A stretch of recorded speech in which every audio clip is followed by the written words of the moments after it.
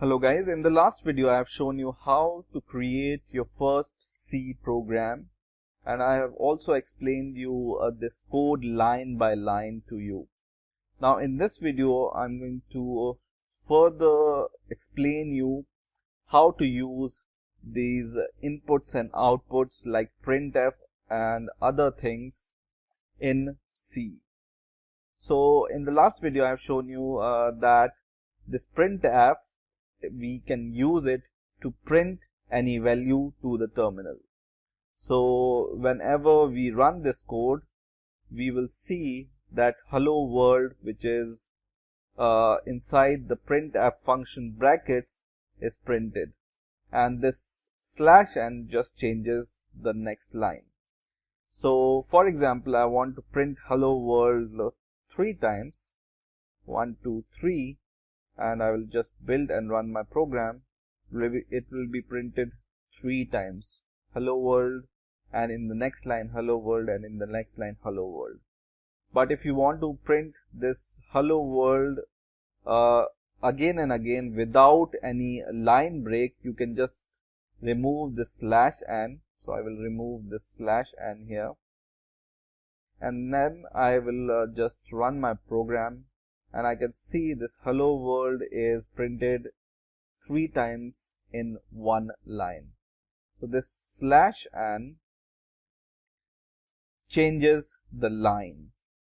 Now for example, you want to print some number. How can you do this? So first idea which may come into your mind is just write a number. For example, printf 32. But let's compile this program first. And it says some warning, and when I run the program, it will not run, and it will give you some error, because this is not how you print a number. In order to print a number, you need to use a special placeholder. So for example, I want to print 32 here. I need to give a placeholder.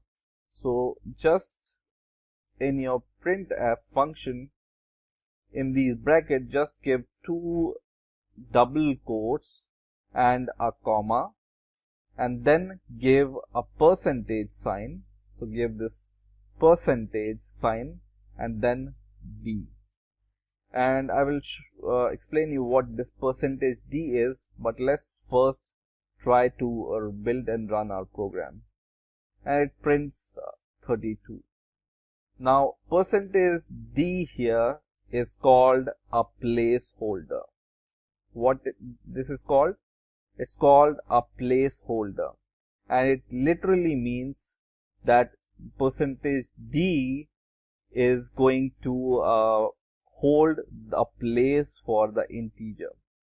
D stands for integer. So if you write D, it will hold an integer. If you want to print a decimal value, then there is a special character called F, which stands for float, and then you can print a decimal value, for example 32.2. So when I build the program, it can print 32.20. Now for example, you just write here percentage d, but you want to print 32.2. Let's see what happens. It doesn't print this number because this is a decimal value, but we are providing the integer placeholder to hold the decimal value, which is not valid. So you always have to remember that you need to keep in mind what kind of value you want to print. Now with this placeholder, you can add your text also. So for example, I want to print the text with this placeholder, that the number is equal to, and then write your placeholder. So this placeholder will be replaced by 32 here. So just imagine like this. It will print the number is, and whatever here, it will be replaced by the number or the value you write after this comma. Okay, and when I run the program, it will print the number is equal to 32. Okay, now in order to print multiple decimal, what you need to do is you just need to give multiple placeholder, just space. For example, I want to print some value with separated by a space. You just need to just copy and paste it 3 times, and then after comma just provide other values you want to print, because we have written %d 3 times, and keep in mind here this is space, so it will be printed 32 space 58 space 5. Let's try and run the program, and 32, 58 and 5, right? Now there are different kind of data you can print. For example, I've shown you how to print this. That's decimal. It will print a decimal value, 1 decimal value, right? Now in order to, I will just copy this and paste this, not this one, but I want to copy this whole string and paste it here. I don't know why it's not copying. Right click, and if there is a copy option, we will copy it, copy, and right click and paste, right? So I will just copy this once again and try to paste it once again. And for example, I want to print a decimal value, so it will be replaced by this F, which stands for float. Now in order to print a big decimal value or large float value, you use double, and double is LF, large float value. In order to print a large integer value, you use LB. Okay, so I will just write something here, comment, and this comment means double slash means a comment, which I will explain you later. And basically this comment means that whatever you write after this comment, it will be not executed by your C program. So this is integer, and this is large integer, and once again this is a double value or float value, float, and float stand for F, right? And this will be large float stand for LF. Okay, now for example, you want to print a single character, you use %C. So I will just write char for the character, and single character you always enclose it in single quotes. Okay, for example, I want to print C, then just %C and then your character, okay, or A or whatever. For example, you want to print a string. String means a sentence kind of thing, so you use %S, and then you can just print hello world here also in double quotes, for example. Okay, and inside this double, you need to print inside these double quotes, and this is called string. Okay, so this comment I will show you in the next video how these comment works, but for now just understand that this line after this double slash will not be executed. Okay, now if you want to print some hexadecimal value, you can print it with this, which X, okay. And for example, you want to print the hexadecimal value for 16, it will be printed as hex value, okay. So I will write hex. Now I will run the program, but bear in mind that they will be printed in same line because we haven't provided this line break here. So we will provide this line break after every line print, so that they will be all printed in different lines, okay, different lines.